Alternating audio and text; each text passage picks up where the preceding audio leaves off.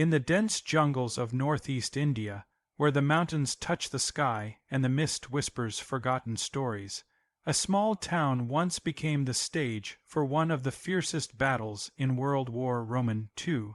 It was here, at Kohima, that the tide of war in Asia was decided not by vast armies, not by tanks or planes, but by men fighting over a tennis court. This was the moment when the fate of an empire and the dream of another hung by a thread. Hello everyone, and welcome back to the channel. Today we're diving into one of the most dramatic yet overlooked episodes of World War II, a brutal encounter that shaped the course of the war in the East, but somehow slipped through the cracks of popular history. If you've ever wondered how the Allies managed to halt the unstoppable Japanese advance, this is the story you need to hear. So sit back, turn up the volume, and let's journey into the mountains of Nagaland in the spring of 1944. By 1944, the Second World War had raged for almost 5 years. Across Europe, the Allies were preparing for D-Day, but in Asia, the war had taken a very different shape. The Japanese Empire had swept across the Pacific and Southeast Asia with incredible speed, capturing Malaya, Singapore, Burma, and threatening India, the crown jewel of the British Empire. Japan's goal was not just conquest. It was to cut off British control, ignite rebellion within India, and strike at the heart of colonial power in Asia. The Japanese strategy was bold. Cross the treacherous jungles of Burma, invade India through its northeastern frontier, and seize the vital supply base at Imphal and Kohima. If they succeeded, the Allied forces would lose their lifeline to China, and perhaps even the entire subcontinent would fall into chaos. For Japan, this was not just a military operation, it was a symbolic strike against Western imperialism. The man leading the charge was Lieutenant General Rinya Mutaguchi, commander of the Japanese 15th Army. He envisioned a lightning assault. His forces would storm through the jungles, surprise the British and Indian troops, and capture Imphal before reinforcements could arrive. His faith in Japanese spirit and endurance was absolute. He believed that willpower could overcome hunger, exhaustion, and even bullets. But Mutaguchi underestimated one thing: the unforgiving terrain and the determination of those who stood in his path. Kohima, at first glance, was not much to look at. It was a small hill town perched on a ridge, home to British administrative officers, a few Naga villages, and a critical road, the one that connected the larger base at Dimapur to Imphal. That road, twisting through jungle and mountain, was the artery of the Allied defense.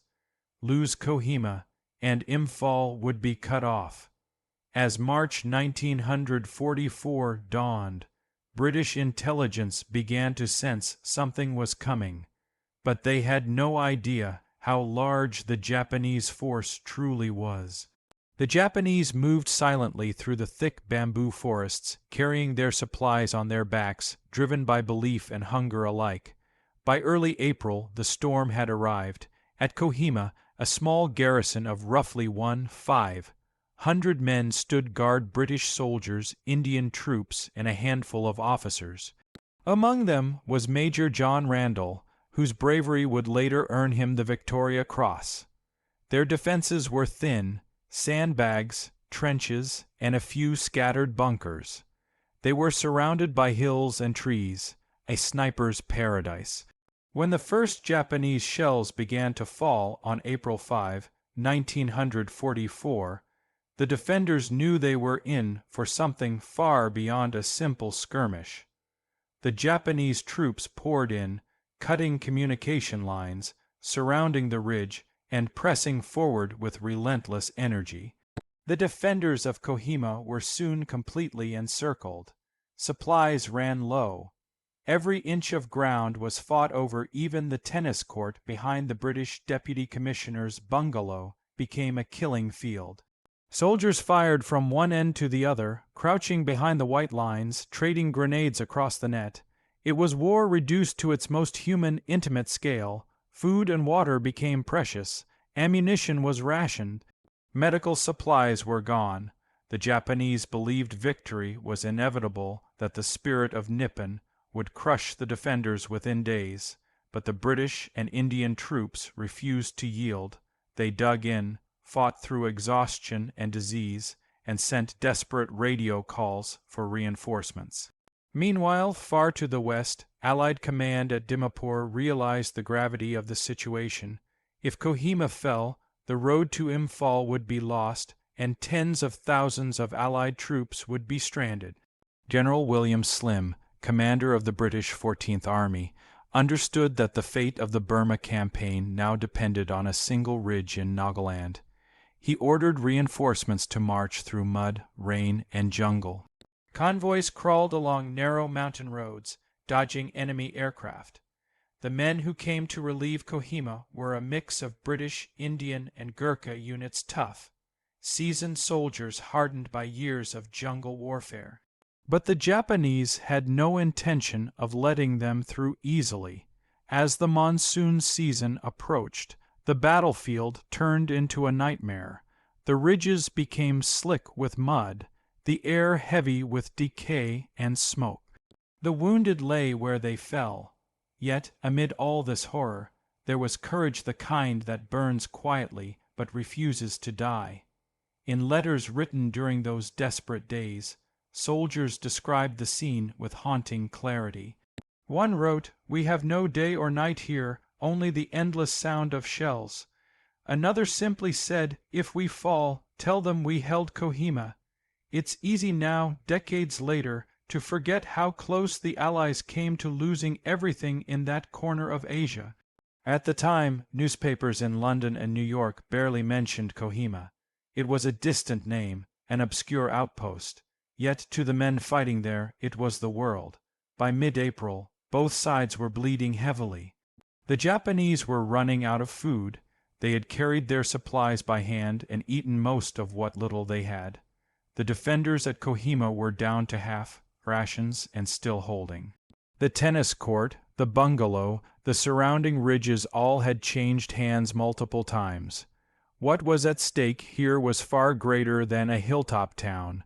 If Japan captured Kohima and moved on to Imphal, India itself would be opened to invasion. The British Empire's prestige, already battered, could collapse entirely. Indian nationalist leaders like Subhas Chandra Bose, allied with Japan, hoped that an Indian uprising might follow. The Japanese knew this and fought with that vision in their hearts. But history, as it turned out, had other plans. As we move into the next part of our story, we'll see how the siege of Kohima reached its breaking point, how reinforcements fought their way through, and how the tide of war in Asia began to turn forever. Stay with me. This was more than just a battle. It was the moment Asia's future was decided, one bullet, one hill, one heartbeat at a time. The siege of Kohima had reached its most desperate moment. For more than 2 weeks, the small Allied garrison clung to the ridge as the Japanese tightened their noose. Every night, the jungle echoed with the cries of wounded men and the whispers of soldiers preparing for another dawn of fire. The defenders were exhausted, starving, and bleeding, but they refused to surrender. By mid-April 1944, their trenches were little more than muddy graves, their ammunition nearly gone. The air reeked of cordite and death. Soldiers fought over water rations, sometimes scooping rainwater from shell craters. And yet, in the dim light of burning huts, they still cleaned their rifles, still checked their bayonets, because as long as Kohima held, so did hope.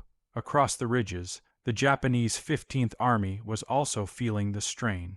General Mutaguchi's grand vision of a lightning victory had turned into a slow, grinding nightmare. His men, who had carried only a few weeks' worth of food, were now starving. The jungles that once concealed them now trapped them. Supply lines stretched back across miles of hostile terrain, choked by mud and ambushed by Allied aircraft. The soldiers resorted to eating roots, leaves, even the flesh of pack animals, but still Mutaguchi demanded they press on. For the Japanese 31st Division under General Katoku Sato, assigned to capture Kohima, The situation was deteriorating fast. Sato himself had begun to doubt the wisdom of Mutaguchi's orders.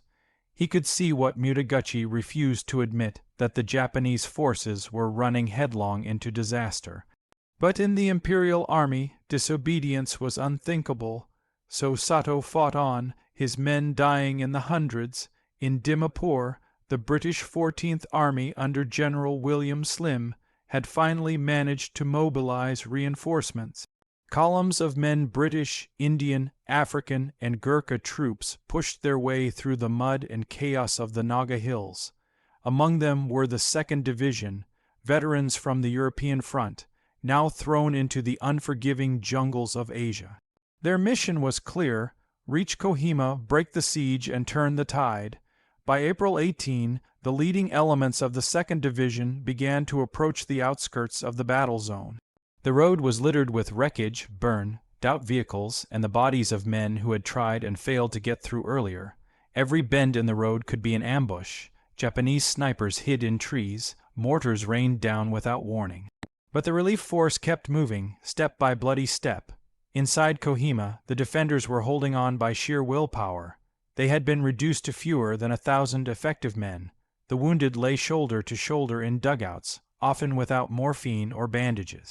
Rations were cut to half, then quarter, but the men refused to show weakness.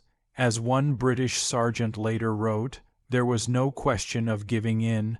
We just waited for the next attack, the next shell, the next dawn." On April 18, the first signs of relief came. From the hills to the north, the sound of heavy guns echoed Allied artillery.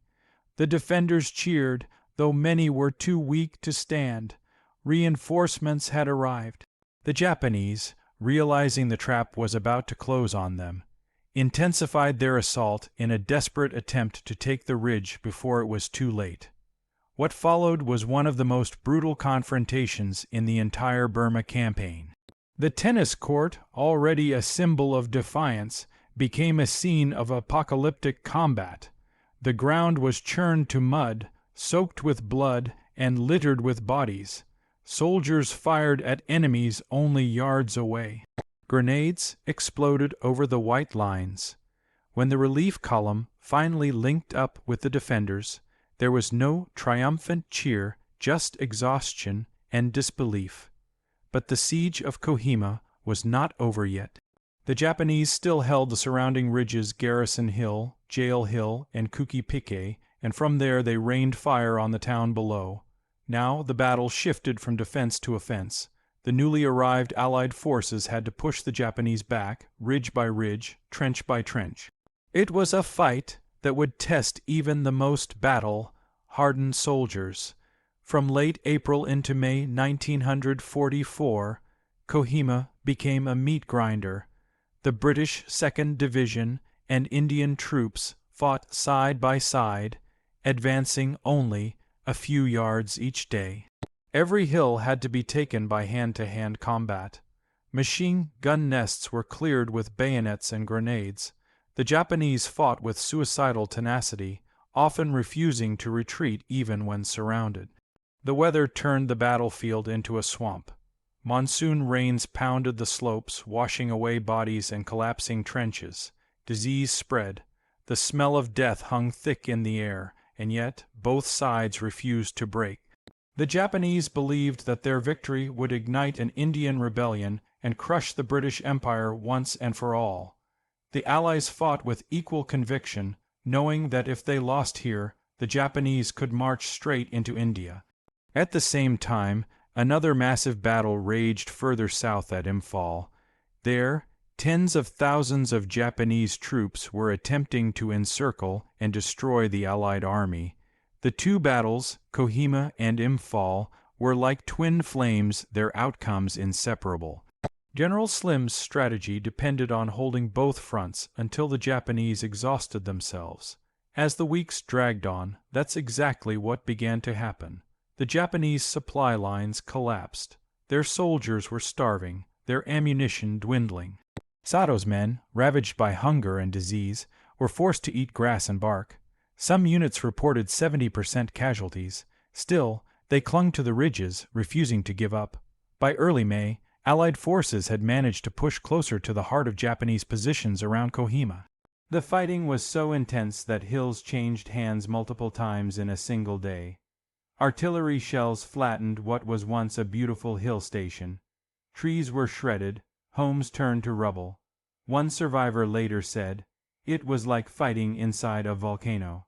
Then, slowly, the balance began to shift. The Allied artillery grew heavier, air support became more frequent. Planes dropped supplies for the defenders and bombs on the Japanese positions. For the first time in weeks, the soldiers at Kohima could see their attackers faltering. On May 12, the Allies captured Garrison Hill, one of the most fiercely contested positions. From there, they poured fire down on the remaining Japanese strongholds. Step by step, the siege was reversed. The Japanese were now the ones being surrounded, but victory came at a terrible cost. Of the original garrison, more than half were dead or wounded. The reinforcements had suffered heavily too. The slopes of Kohima were carpeted with the dead of both armies' men who had fought to the last breath in the rain, soaked mud. For General Sato, the truth was undeniable. His division could fight no longer. Starving, exhausted, and abandoned by Mutaguchi's impossible orders, he finally made the unthinkable decision. Without authorization, he began to withdraw his remaining troops. It was an act that would end his career, but save what was left of his men. By late May 1944, the Japanese siege of Kohima had been broken. The survivors stumbled away through the jungle, leaving behind their dead, their weapons, and their dreams of victory in India. The Allies had held barely. The road to Imphal was open again, but the cost was staggering.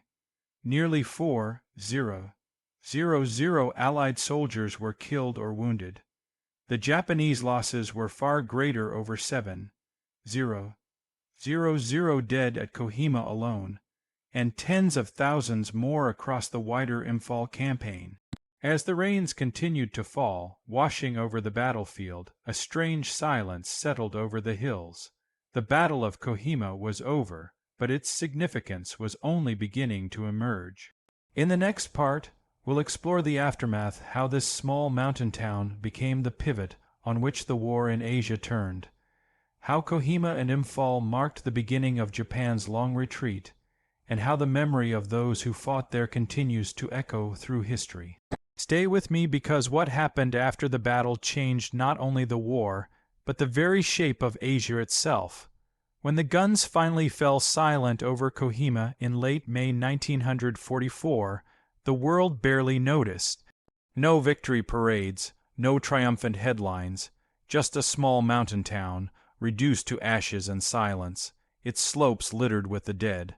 But for those who had fought there, British, Indian, Gurkha, African, and Naga alike, it was more than a victory. It was survival, and for the Allies, it was the moment the tide of war in Asia began to turn. After nearly 2 months of relentless combat, the Japanese withdrawal from Kohima marked the end of their invasion of India.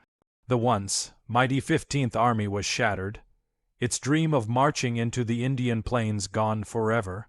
What had begun as Operation Go Japan's bold attempt to ignite rebellion and destroy the British position in Asia had ended in starvation, exhaustion, and death.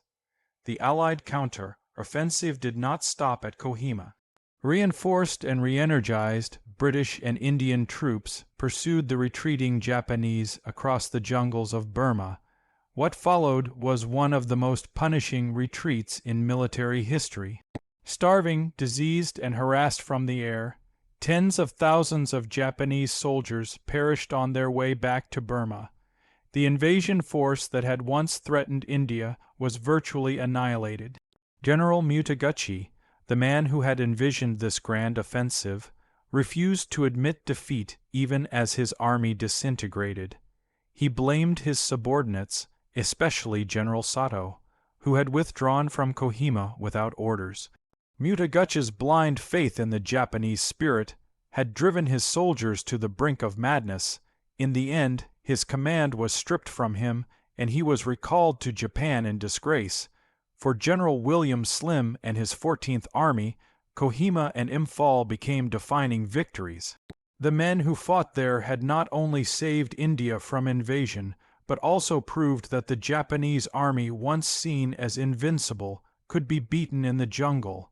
It was the first major defeat the Japanese had suffered on land in Asia, and it shattered the myth of their invincibility. Slim would later write that the battle for Kohima and Imphal was the greatest defeat the Japanese army ever suffered.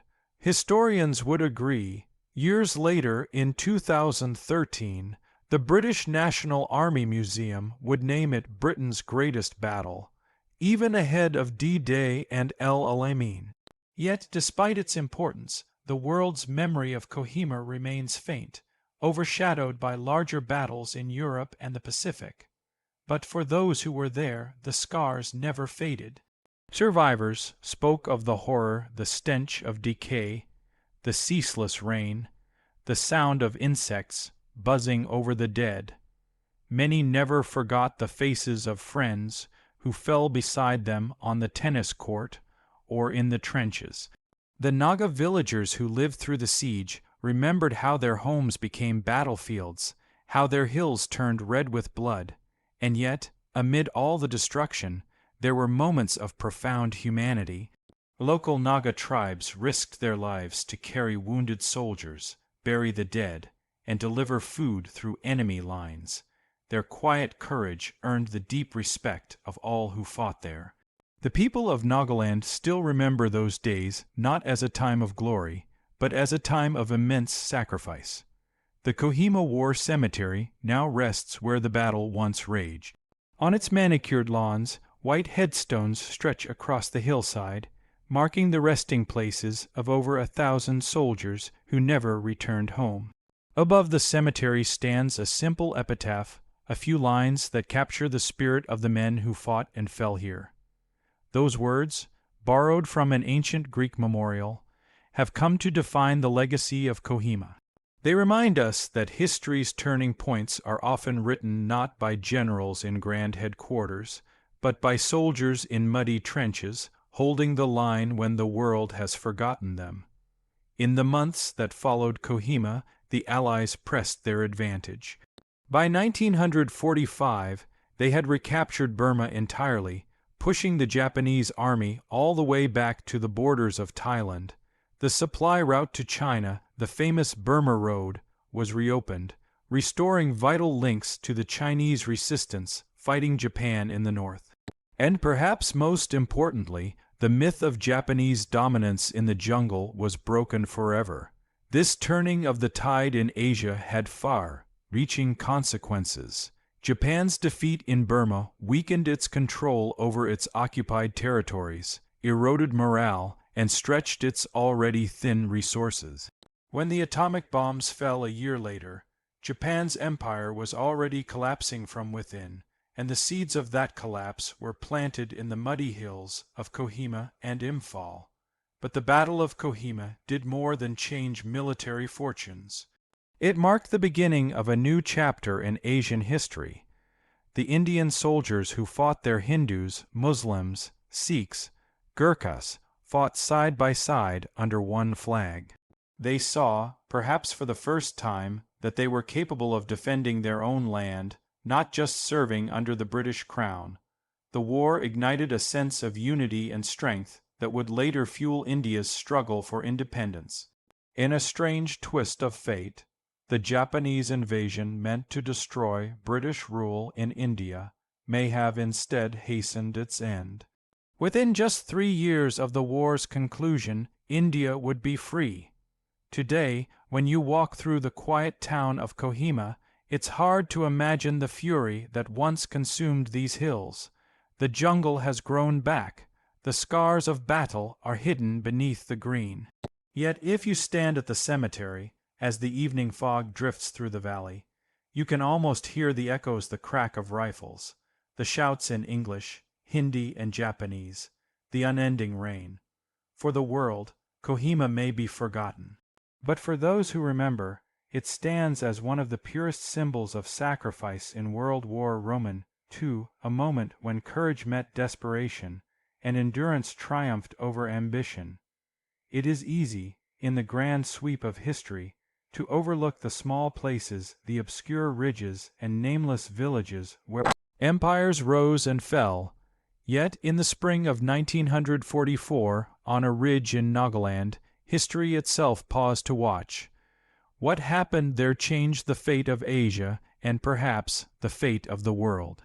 As General Slim would later say, it was not the big guns, nor the air power, nor the numbers that won at Kohima, it was the spirit of the men who refused to give in. So the next time you hear of D-Day or Midway, remember Kohima, the battle fought over a tennis court, on a hill far away, where ordinary men held the line and turned the tide of war. This was the Battle of Kohima, the forgotten turning point in Asia. Thank you for watching. If you found this story as powerful as we did, don't forget to like, share, and subscribe for more forgotten tales of courage from the world's greatest conflict. Until next time, stay curious and remember the words carved into the hills of Kohima. For your tomorrow, we gave our today.